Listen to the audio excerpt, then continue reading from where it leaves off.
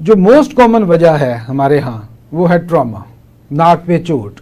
बच्चे गिरते हैं तो ये स्प्रिंग एक्शन होता है हड्डी का, ऐसे लगा वापस आ गया, तो कई ज़्यादा हो जाए तो उसमें क्रैक आ जाता है। जब क्रैक आ जाता है तो उसने सीधा जो ग्रो करना था वो क्रैक के साथ साथ साइड पे ग्रो करनी शुरू हो जाती है, उससे नाक बंद होना शुरू हो जाता है एक साइड।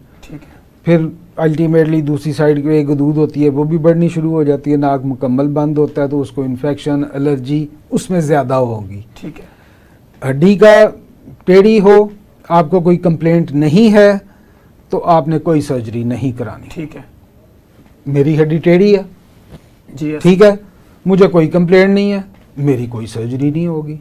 ठीक है, लेकिन अगर मुझे बहुत ज़्यादा एलर्जी होगी, मुझे नाक का एयर कंडीशनिंग ठीक करनी पड़ेगी, हड्डी को सीधा करना पड़ेगा। ठीक है, मुझे बार बार इन्फेक्शन होती है, साइनोसाइटिस होता है, मुझे कराना पड़ेगा। नहीं तो जिस तरह मैंने कहा था गले से वो बीमारियां, अब नाक से एलर्जी के बाद साइनोसाइटिस यानी कि बैक्टीरियल इन्फेक्शन, उसके बाद फंगल इन्फेक्शन, पॉलिप्स, फिर वो आँख में भी चले जाते हैं, दिमाग में भी चले जाते हैं। तो वो आप एक चीज़ को ठीक नहीं करते तो वो दूसरी चीज़ों को ख़राब करनी शुरू करते। ठीक हो, अच्छा सर, इसमें एक सवाल ये भी पैदा होता है, लोग कहते हैं जी सर्जरी के बाद ये हड्डी दोबारा फिर बढ़ती रहती है। हाँ, हो जाता है। तो ये करेक्ट है कि बढ़ती रहती?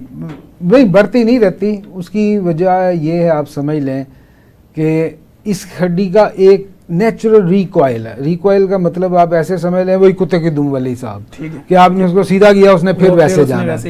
तो इस हड्डी के अंदर एक स्प्रिंग एक्शन आ जाता है। अब उसको बड़ा प्रॉपरली हमें उसको कट्स बना के उसके जो ये एक्शन है ना, इनको ख़त्म करना होता है।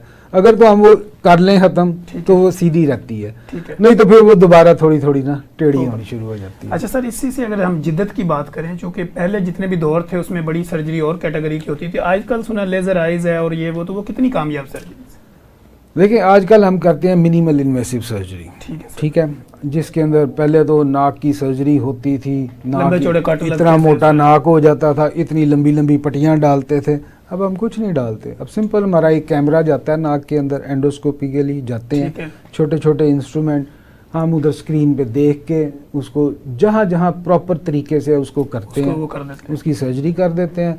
और फिर हमें नाक पट्टी रखनी पड़ती है, क्योंकि पट्टियाँ तभी रखनी पड़ती है जब आप ब्लाइंडली अंदर जाते हैं तो आप डैमेज करते हैं तो ब्लड आता है। अब हम प्रिसाइजली जाते हैं, वो डे केयर सर्जरी है, आप जाए सुबह गए या शाम तक। टॉन्सिल सेम डे पे हम घर भेज देते हैं शाम तक। ठीक है, 6 या 8 घंटे के बाद।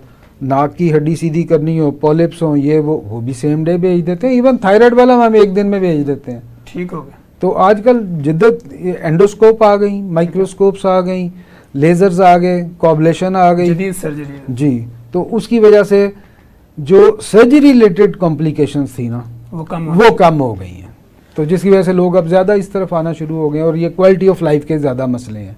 ये नाक हो गया, गला हो गया, ये क्वालिटी ऑफ लाइफ आपकी इससे बेहतर होती है।